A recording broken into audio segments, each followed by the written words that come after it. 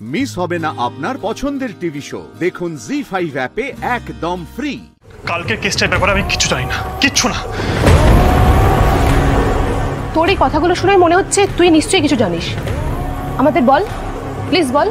অদ্ভুত তো, এই কেসটার ব্যাপারে জানতে হলে তোর থানায় যা, ওখানে ওসি শুভেন্দু প্রামাণিক আছেন, যা। আমরা ওখানে গিয়েছিলাম স্যার, কিন্তু ওরা তো মুখ খুলতেই চাইছে না। আপনি প্লিজ আমাদেরকে সত্যিটা বলুন। দেখুন, পুলিশ যেটা বলেছে সেটাই সত্যি। আমি এই ব্যাপারে কিচ্ছু জানি না, আপনারা প্লিজ চলে যান এখান থেকে। স্যার, আমি কিন্তু শুধুমাত্র জার্নালিস্ট নই, আমরা অর্ক দত্তর বাড়ির লোক। আর অভিজিৎ, যে ছেলেটা মারা গেছে, ও আমাদের ভাইয়ের মতো ছিল স্যার। প্লিজ প্লিজ আপনারা চলে যান, আমি কিচ্ছু জানি না। বিকাশবাবু, আপনি যখন থানায় ছিলেন নিশ্চয়ই কিছু না কিছু তো দেখেছেন।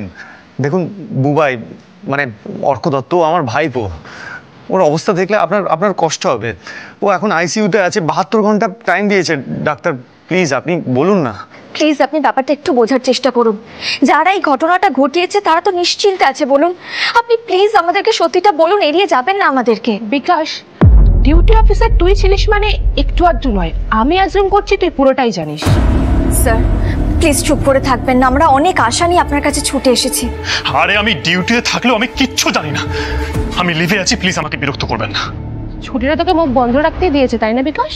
দেখুন, আপনাকে দেখে পরিষ্কার বোঝা যাচ্ছে আপনার উপরে প্রেশার আছে, কিন্তু একবার আমাদের অবস্থাটাও বোঝার চেষ্টা করুন। আপনার বাড়ির কারোর সাথে এইভাবে কিছু হলে আপনি মুখ ফিরিয়ে থাকতে পারতেন চুপ করে থাকতে, বলুন।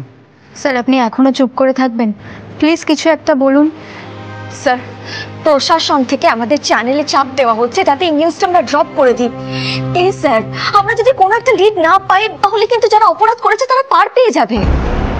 অফিসিয়ালি হোক আনঅফিসিয়ালি ওনাদের কোনো একটা লিড অন্তত দে, যাতে ওনারা পার্সোনালি ইনভেস্টিগেট করে দেখতে পারে ব্যাপারটা। অঙ্কিতা, আমার চাকরি চলে যাবে। আমি আপনাকে অ্যাসুরেন্স দিচ্ছি, আপনার নামটা কেউ জানতে পারবে না। আপনি শুধু বলুন কালকে কি ঘটেছিল ওখানে, ব্যাস। আপনারা দয়া করে ওনাকে আর বিরক্ত করবেন না, উনি অনেক ডিস্টার্বড আছেন। তোর মতো অনেস্ট অফিসার যদি চুপ করে থাকে, ওনারা কোথায় যাবেন বলতো?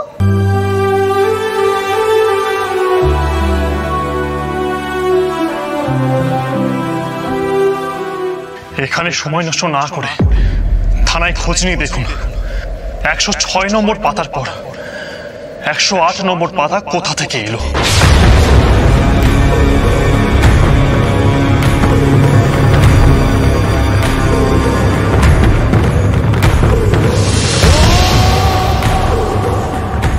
একশো 6 নম্বর পাতার পর 108 নম্বর পাতা, একটু ক্লিয়ার করে বলুন না।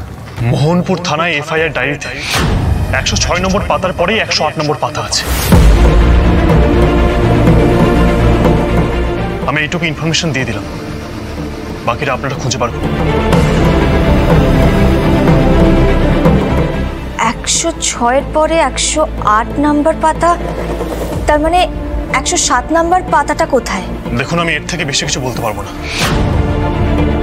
দেখতেই পাচ্ছেন আমার ওয়াইফ প্রেগনেন্ট, আমাকে আমার চাকরি বাঁচাতে হবে।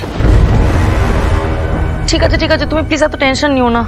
অঙ্কিতা, এই ইনফরমেশনটা যে আমি দিয়েছি সেটা কাউকে বলিস না। আপনি একদম চিন্তা করবেন না স্যার, আপনার ব্যাপারে কেউ কিচ্ছু জানতে পারবে না, আপনার কোনো ক্ষতি হবে না, আমরা কথা দিচ্ছি। থ্যাংক ইউ, বাট এবার আপনারা আসুন। জি5 ডাউনলোড করুন আর সব এপিসোড দেখুন একদম ফ্রি।